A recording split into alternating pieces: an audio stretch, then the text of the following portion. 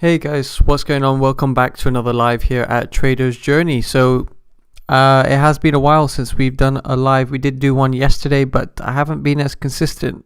But hopefully we're going to get back to this. Just before I get into this live, if anyone's watching the replay, if you haven't checked out my Instagram, it is traderjourney_official. So I've just left that in the live chat as well. So welcome, Sebastian. I think we just spoke on Instagram. Welcome. We do have Spy here. What a choppy market, guys. What a choppy market. Alina G, what's good? What's good, Alina? Long time no speak. What a choppy market, right, guys? What a choppy market. Not a fun market to be in, guys, I must admit. Lightwork is here with us. Welcome. I remember you, Lightwork. So yeah, we are in some strange times right now because man, oh man, the market's just been swinging up and down, and it's a tough one. It is a tough one. Yarrow, welcome. He's just joined as a member. Thanks so much, Yarrow. I think you're the same person.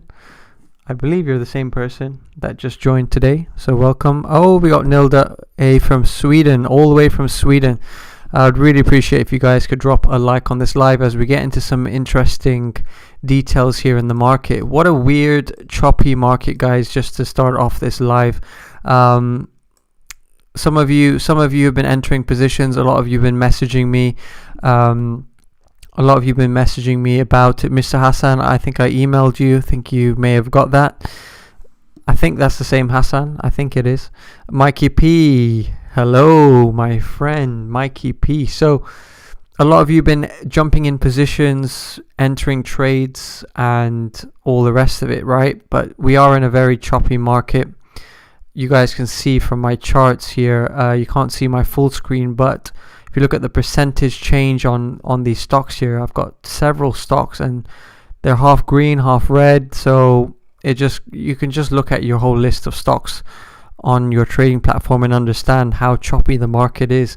There is obviously still some runners to catch when we're in this type of market. That's not going to stop us, but it just makes it more difficult to try and find those runners, because runners, as you guys know, in bull markets are much easier to catch and much easier to find, as they're much more frequent, right?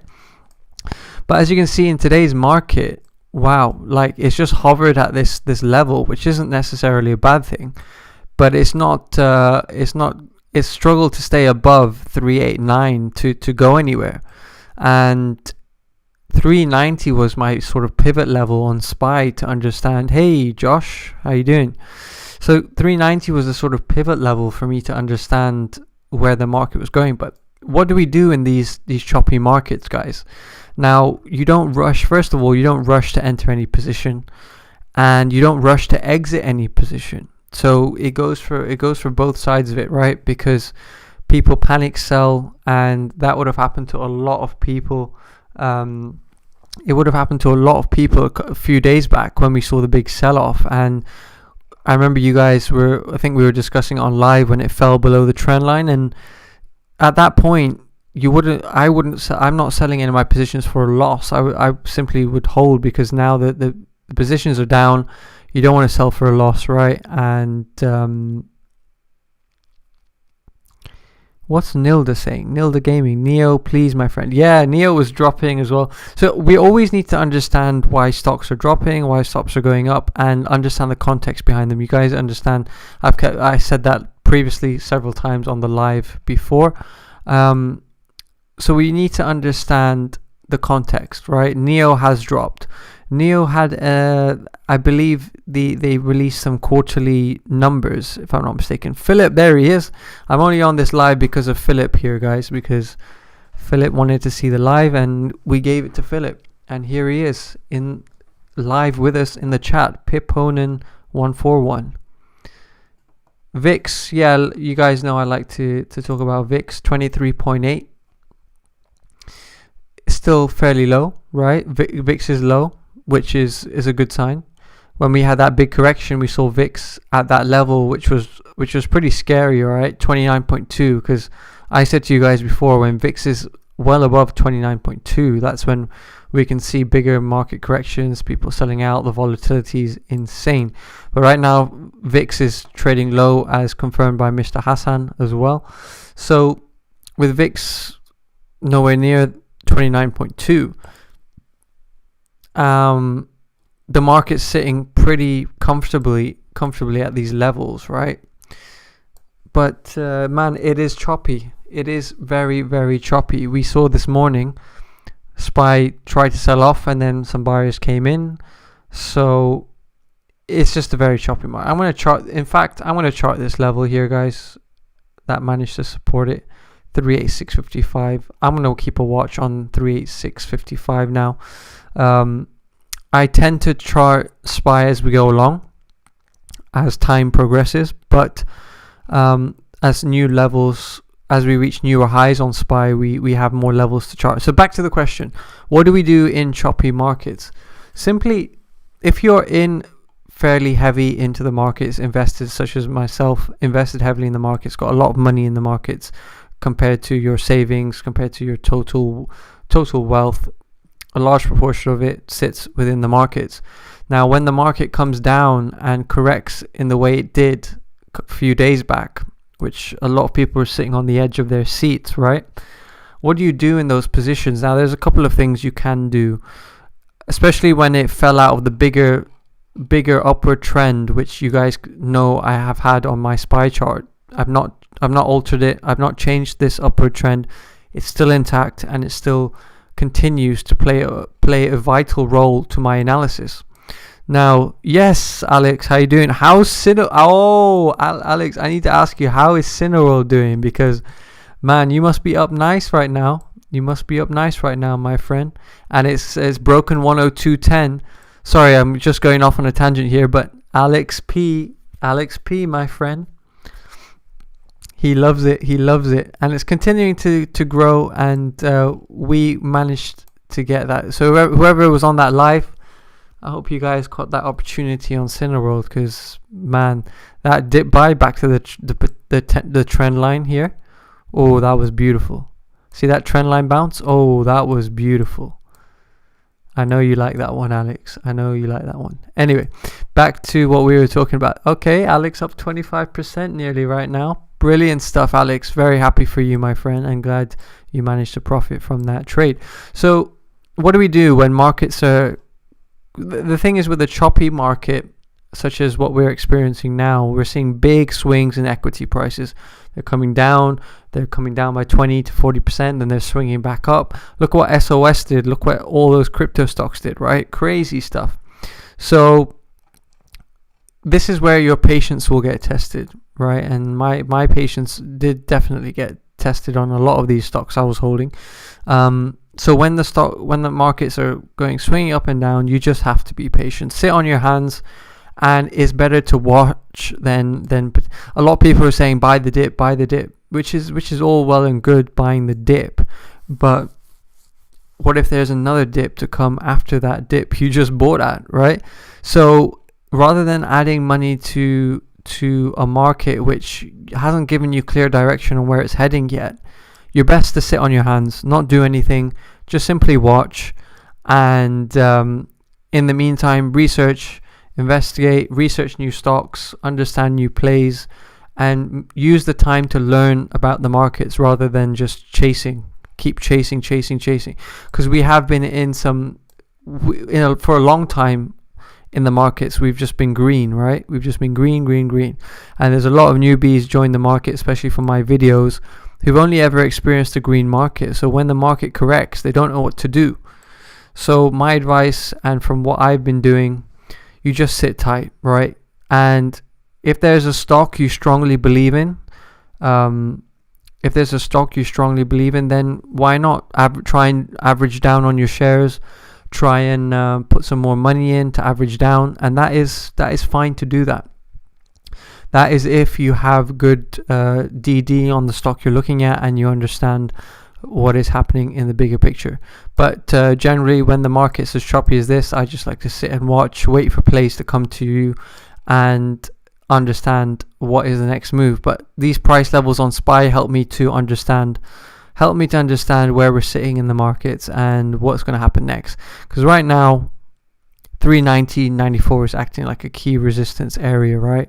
And I really do think SPY is going to surpass that $400 level pretty soon, right? But we need to get out of this choppy phase and gain more confidence in the market.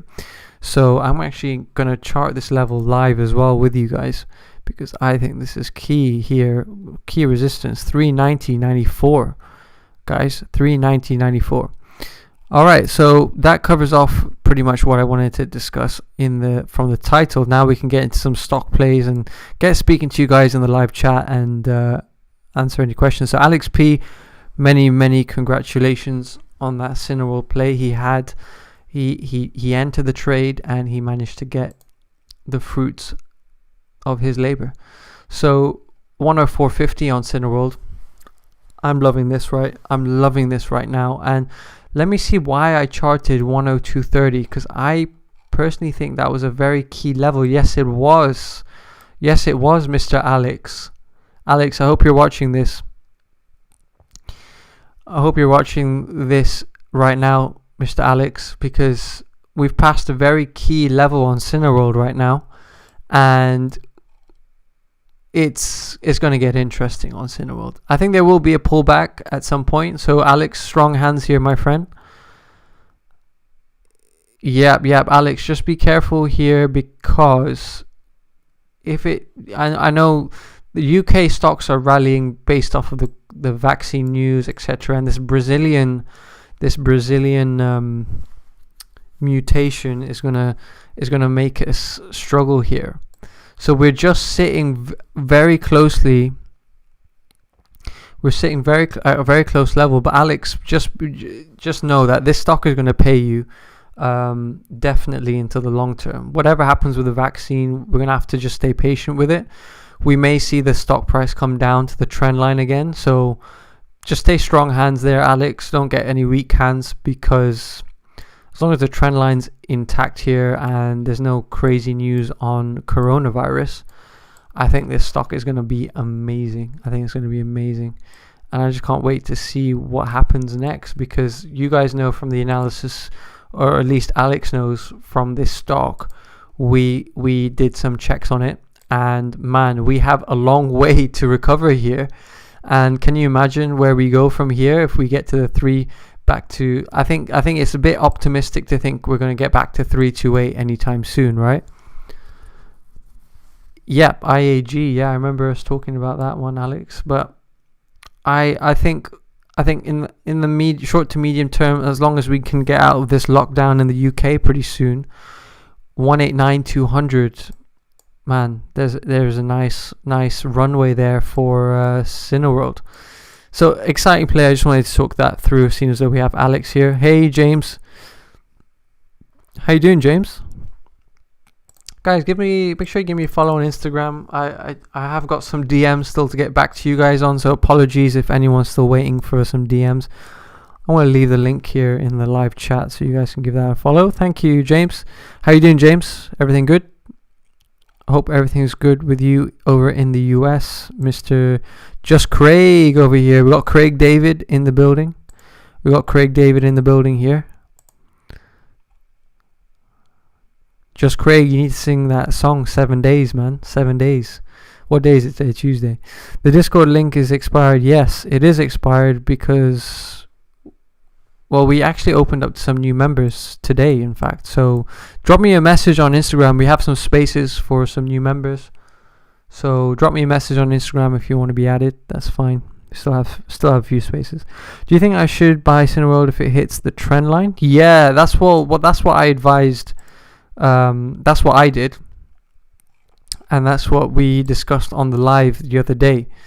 So back to the trend line, and away you go, my friend. Away you go. You wouldn't want to enter Cineworld when it's extended like so. You want to buy when it retraces back to the trend line. That would be a good entry from my perspective. And if it does come back down to the trend line and there's no serious bad news on the stock or anything, then I may potentially add to the stock, because I think it's got a huge potential, especially with UK having good news on the vaccines, right? You know what? This guy wants to jump in here, right? Yeah, to be honest, I'm not opening up the group to everyone, guys. It's really... just drop me a message on Instagram if you can, and that would be probably the easiest way to get through.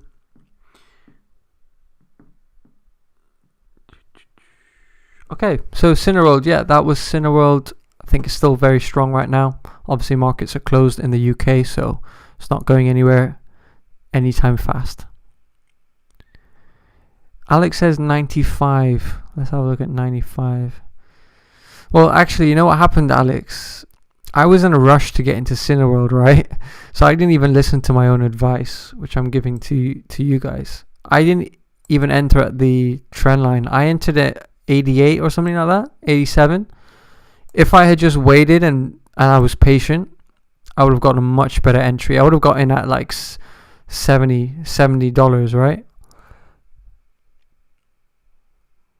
So I actually got in all seriousness, guys, Alex P got a better entry than I did when I mentioned it on the live, because the trend line was obviously there, but I was in a rush to chase this break, because this was a key resistance, 87. So I thought, oh, let me play the break, and then it just came back down to trend line, which was fine. I understood what was happening here in the bigger picture, so I just continued to hold, and then Alex P got a great entry, 82.90. What a great entry that was! What a great entry that was! I'm telling you, that is gonna pay off. I think I'm giving it 4 to 6 months before we see a good recovery on this stock price. We did attempt to break this range before, as you can see, Alex, back in June 2020. Because you know why, Alex? Look how clever this is, right? Look how clever this is. What happened in June? Who knows what happened in June here in the UK? Do you remember, Alex? We actually came out of a lockdown because they thought it was over, right? Yeah, we'll cover SOS, Craig. Just give me a second. I'm just covering Cineworld here. But Alex, if you guys remember, we came out of lockdown, right? At this level, right? Now, what's even more exciting is obviously it came down because we got chucked back into another lockdown. Now, what's exciting is to see the price break above a level when back then we knew we were already out of the lockdown, so it was already trying to make those moves. And now Cineworld's at a point where it's already broken through and we're still in a lockdown. So who knows what the potential is once we're officially out of the lockdown and the cinemas are back and people are going back, right? But I think all this upward trend is the anticipation of knowing that we're going to come out of this lockdown eventually, and buyers are stepping in and thinking, man, this stock is going to do extremely well as soon as the lockdown's over. So you can understand it from a psychological perspective as well, how the stock price is moving with the times. But interesting to see that in June we almost broke that level. So it's exciting to see it already breaking that level, and we've not even come out of a lockdown. So I thought I'd just mention that. Hopefully you guys benefit from that interesting stock. All right, let's look at SOS, as some of you are asking about it. I'm bored talking, guys. I'm literally so bored about talking about SOS. I am still in it, for your information. Let's pull up the charts. It's crazy to think that some people are in SOS. They bought into SOS at the highs at like $16, at like $14 to $16. It's crazy how much money some people have lost on this stock. I still think it's a great stock to hold. There's obviously been some claims made against the company, and I think the company is going to come out with some. They're going to continue to come out with some. They're going to refute those claims, I think. Sebastian says you can't buy UK stock on his broker. Yeah, you're gonna have to find a broker that allows you to buy international stocks as well. Yeah. All right. So what's from the technicals here? SOS. We did break the downtrend, so I think we're pending a bigger move. The other day, if you look at everyone, I want everyone to understand this. Yeah, I know, Sebastian. you'll need to try more of a different, you need to try a different broker that has access to the international equities. I want to mention this, right? People like to look at stocks on a very individual basis, which is fine to do, but you also need to look at it from the perspective of the whole industry, the whole sector, and also from another angle, understanding what's happening in the market, right? So when people ask me to understand or explain what's happening with SOS, the first general thing I like to say is, well, what's the whole sector experiencing? These guys are most of their revenues are being driven by crypto mining, right? So what's happening in the crypto mining space? What are the other stocks doing? How are they reacting? And how is their stock price performing, right? Then you need to check cryptocurrency prices, because cryptocurrency prices will inevitably affect the investors and buyers stepping into these type of stocks if crypto is not doing or performing as well as it is expected to. So let's do some comparisons here firstly. So SOS came down today, right? And we've still got 20 minutes in the market. Let's see what happens. It is being supported here at 647. So I don't know why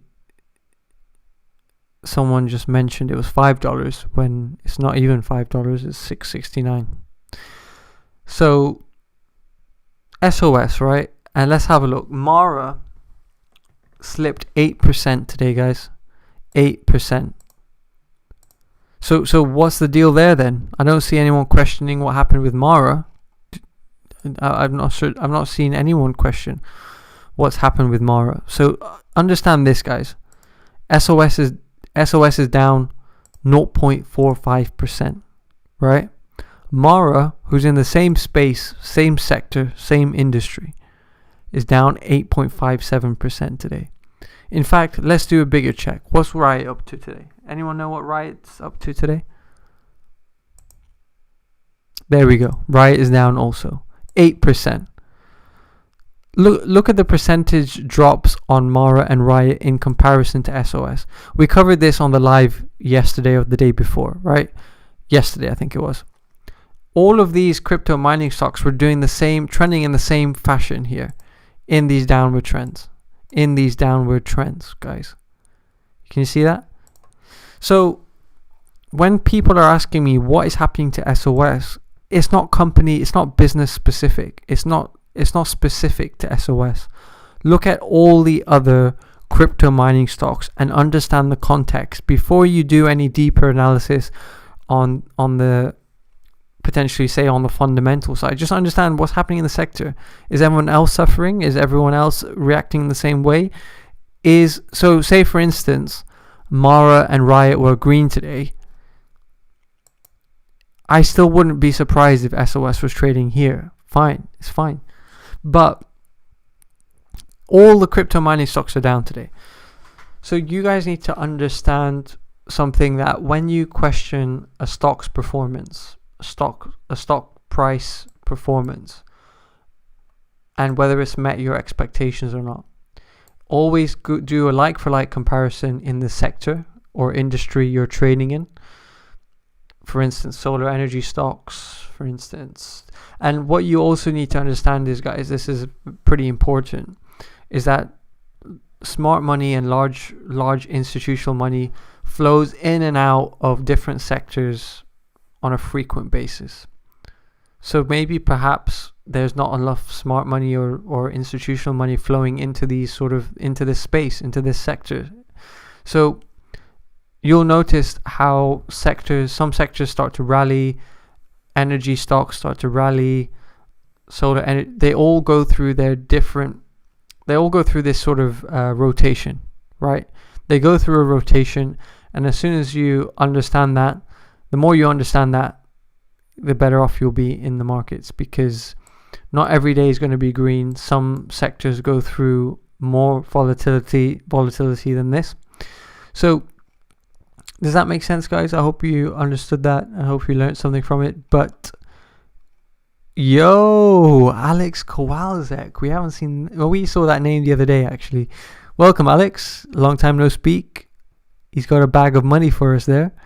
What's up? What's up? What's up? Atakan Akayo. What's good? Neil, what's good, my friend?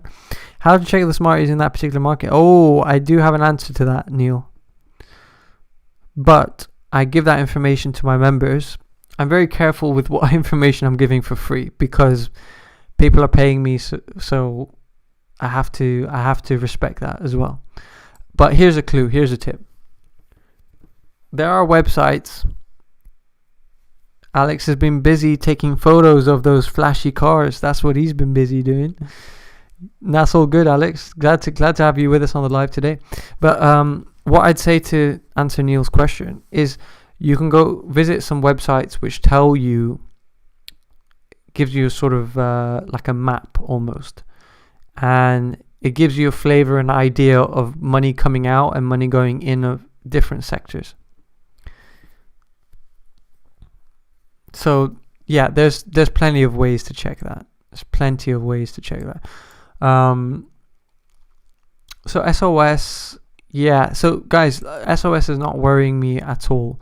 Even when I was slightly concerned when there was obviously everyone was concerned. If you were invested in SOS and you saw all the negative stuff coming out that was a fake Chinese business and whatever, obviously you do get nervous as an investor and trader of the stock, right? But one of the things that gave me comfort was looking at SOS's chart and thinking, damn, okay, it is dropping, it is in a downward trend, but what's Mara doing? Right? Well, Mara in the same scenario, same time frame, was in that sort of downtrending range there. Then you look at Riot was in the downward trending range there. So think bigger picture. Think bigger picture, guys, because it's not always company or business specific, right? It could be for the whole industry, the whole sector is struggling. So I think you understood that. No worries, Neil. Sorry I couldn't give you all the information. So make sure you guys are leaving a like on this live because, man, I'm just giving you what I've learned back to the community. Okay, so Philip asks a question. That's fine. You can ask off-topic questions. I've covered what I needed to in the beginning of the live in terms of what to do in a choppy market. Now we can answer any questions you guys have in the live chat. So Philip asks, the Fibonacci lines, can they be used for up and down trend analysis or only working good in one direction? Both. I'll show you how to do that, Philip. Let's look at Riot, for instance. Say you wanted to add some Fibonacci levels to Riot right now. This is a good example, in fact, so I'm glad Philip mentioned this. Let's have a look at this. Now look at this. This is beautiful. This is fantastic. Guys, these Fibonacci levels are fantastic. Okay, so you're looking at this, Philip, right now, and you're seeing these Fibonacci levels. Let me just change the settings because I don't like the way it looks here. Let's have... Oh, cancel that.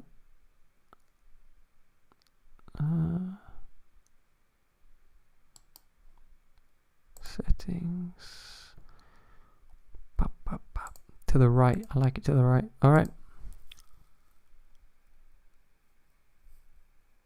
Yes, sir. We got Mr. Jack. He joined us today. Welcome, Jack. Yeah, great to have you with us, Jack. I try to prioritize any member questions in here, so I now know who you are. So thanks, Ajish. Oh, appreciate you, man. Yeah, look, a lot of people have been struggling with the reds, guys. The red days. The red days are more frequent in this choppy market. But it's better to just sit and watch in a choppy market than add money when you don't even know if it's a legitimate dip buy opportunity. I've seen a lot of people buying into dips when they weren't really dips, and we will go through those on lives. So we'll go through this during these lives. So don't worry, guys. We're all in this together, and most of us are red. I'm struggling to see any greens. lately, but it is the market, isn't it? Davis, I'll cover that in a second. I'm just going to cover Philip's question here as he's a member of ours, and we're going to go back into the markets. Okay, so Philip, sorry to digress there, but here we have the Fibonacci levels here, right? Now, you can use the Fibonacci levels for a downtrend or an upward trend, or a bullish or a bearish stock or market. Now, in this particular instance, Riot came down from a huge peak here of 84, right? $84. And what the Fibonacci is doing, it's connecting the highest peak to the lowest peak of the trend, right? And then it's calculating the probability of it hitting each of these price levels. Now, oh, thanks very much, The Wolf. Thank you, man. Thanks for supporting, man. Appreciate you. So what you'll notice here, guys, very interesting. I'm just going to remove this so you can see the Fibonacci. Are these clear, guys? I'm hoping that, let me just make the lines darker so you guys can see this clearly, because I really want you to see this. How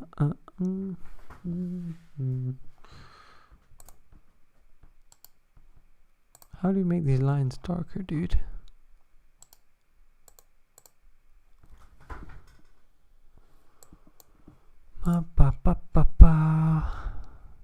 Style, maybe. No. Sorry, guys, I can't make the lines darker. Hopefully you can see this. I think you can see this. Okay, so with the Fibonacci levels, right, it's doing a measurement from the top peak to the lowest peak. So you could do this with any sort of range, right? Now, we're on the 4-hour chart right now. Now, look what happened, which is so interesting, right? The Fibonacci levels always amaze me, guys, whenever I look at them. They really do. I don't know how this mathematician worked this out, but it's so clever and it just seems to work. Don't ask me why. It just seems to work. So when we bounced at the bottom of this trend, right, and we reversed the downtrend and it broke the downward trend, right? Where did the price test next? Now, what we're saying here, the whole purpose of the Fibonacci levels is that when a price level breaks above, it will more than likely retest the next Fibonacci level. So when we broke 50.81, look how clean it retested the next Fibonacci level. Now it tested 57.15, and then it didn't break through 57.15. Otherwise, we would have potentially high chance we would have seen 62.27, but that didn't happen and it rejected. And now when price rejects, it chances are, based on the Fibonacci levels, is that it's going to retest the lower Fibonacci level, which is 50.81. And what did it do? It did indeed retest 50.81. It actually broke through.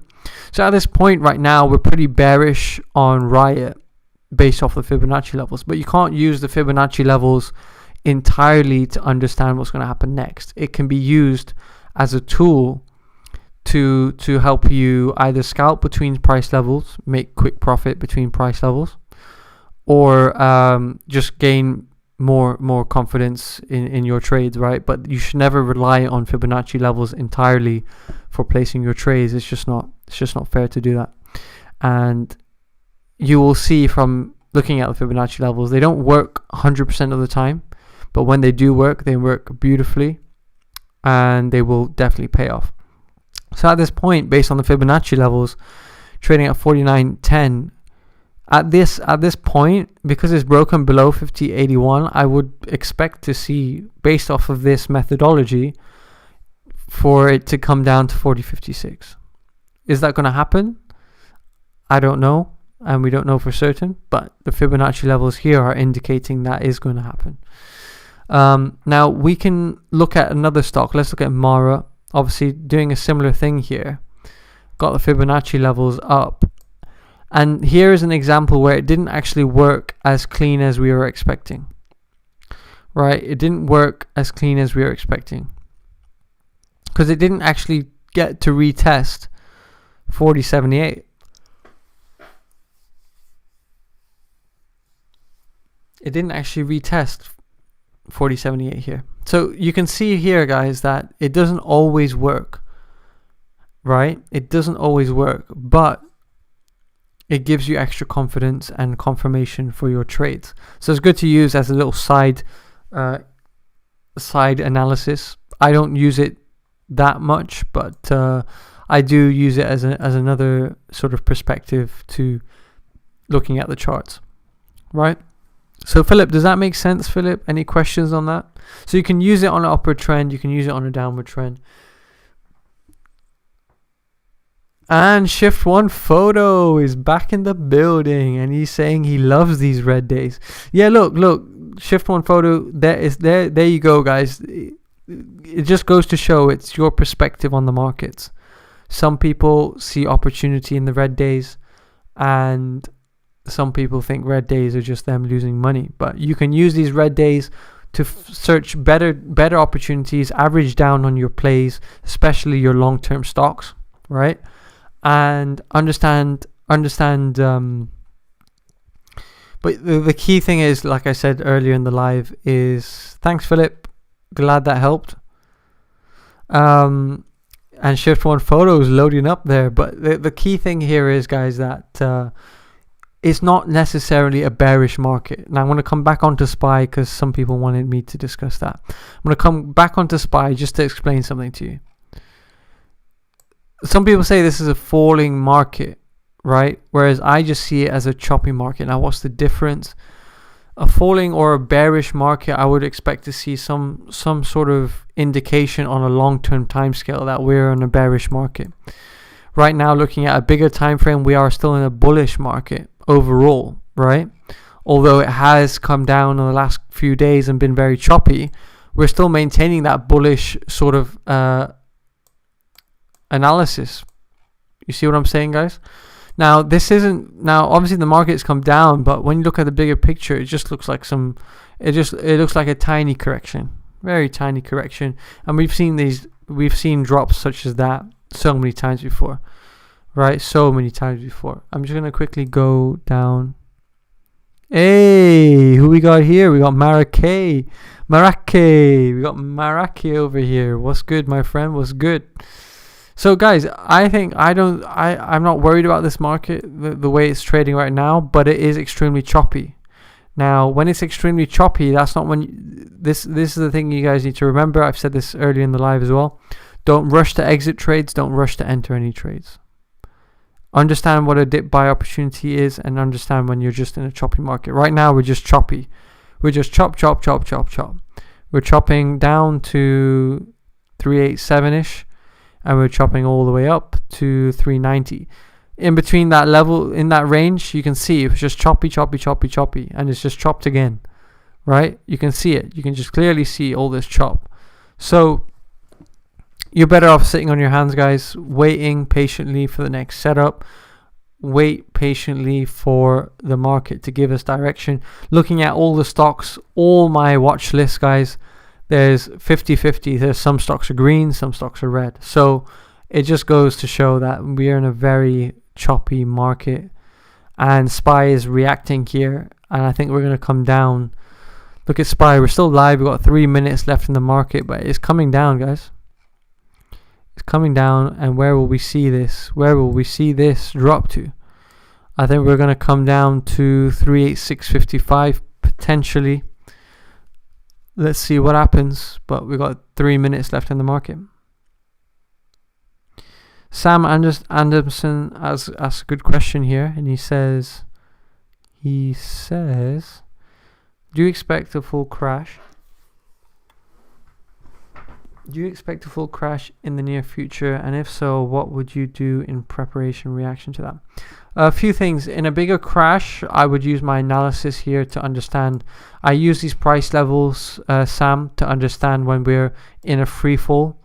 And right now, scary territory would be below 386.54, and then we could maybe see a big sell-off down to the trend line, right? So what would I do? I would. Okay, so if it falls below the trend line and it's a clear flush, a clear market crash correction, What we saw in the last few days are just corrections. They're not crashes. They're just corrections.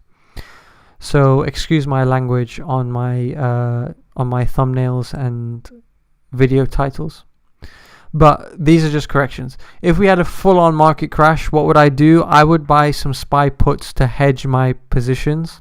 I would buy enough SPY puts of roughly, say, 20 to 30, actually 30% of my total portfolio size. I would buy in SPY puts. So I would swing SPY puts to hedge all my positions. That's what I would do. So then, therefore, with a market crash, you would then be able to make some money on your SPY puts, right? We are still watching SPY live. Will we find support here at, this is what I'm thinking is going to happen. Will we find support at 386.56? This is the main thing here, guys. Will we see that? So yeah, SPY puts is one thing you can do in a falling market to hedge your position. Ooh, SPY dump towards market close. 1 more minute left to market close. Ooh, it's crashing. We have a well, it's not crashing. It's a falling just at market close. Ooh, it's taking a big dive. SPY is taking a big dive. Look at the, man, there's big volume stepping in here. We obviously didn't support where I thought we would support, but, and it's popped back up. Oh, it's popped back up. There we go. Market's closed and it looks to be staying safe around that level. Great. Popped back up. Fantastic. All right. So yeah, SPY puts is one thing you can do. And if you're anticipating a market correction or a crash, then you could size out of your positions. Any positions you're in, you can cut them in half, sell half your positions to preserve some capital. Yo, Neo, let's cover Neo because I know a couple of you have been asking about that. Yeah, Neo has been poor, guys. Didn't they have some earnings, quarterly earnings release or whatever on Neo? Damn, dude, Neo just came crashing, man. I really disappoint you with Neo. I am still holding Neo, by the way, guys, but very disappointing, very, very disappointing. But looking at the overall market,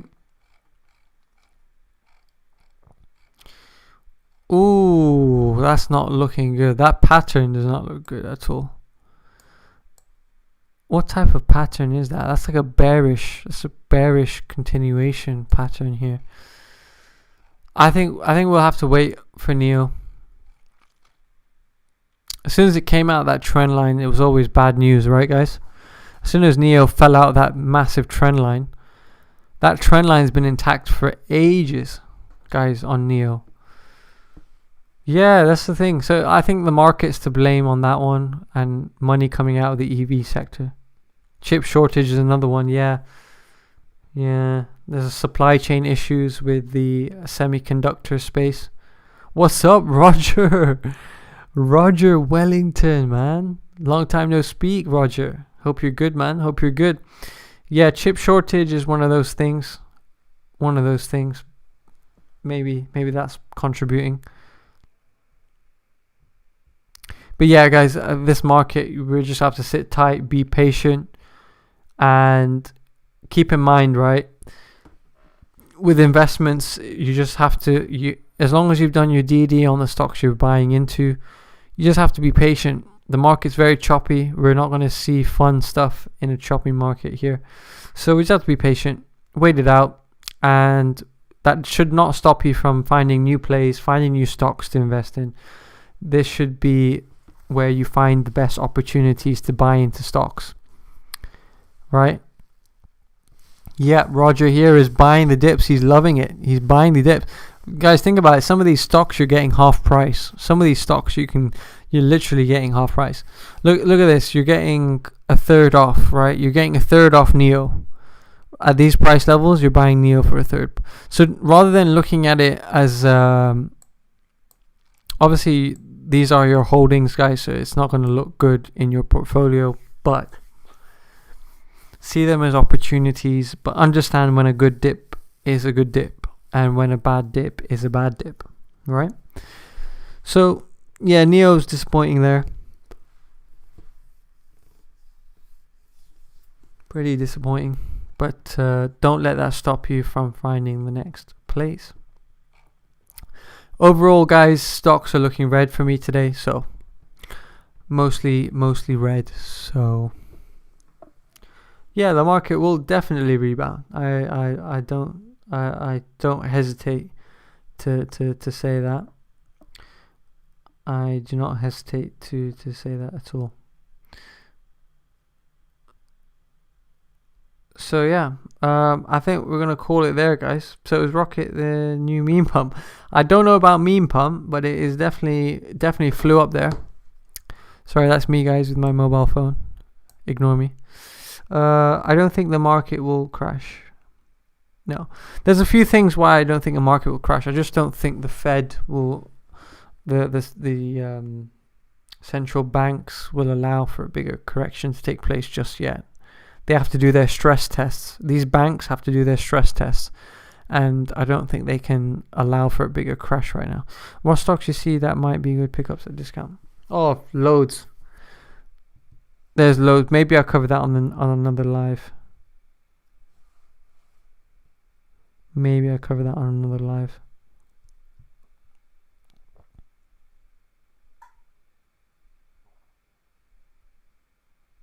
Wow, Jack, man. I just read. Jack, if you're still watching this. Jack, I think you're still watching this. Dude, I just saw your message on the Discord. Crazy stuff. Crazy stuff. I love it. I love it, man. We got a crazy team here.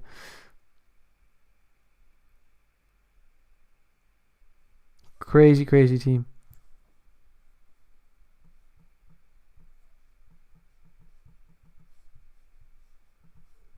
Crazy team, man. I can't wait. Alright, guys. So I think we good stream. See ya. I have to go. Alright. You know it. Yes, Jack. Wow, I'm impressed. I'm very impressed. Okay, could you make an in-depth live video in the stocks with potential? Yeah. I have been slacking on the videos, guys. I am sorry.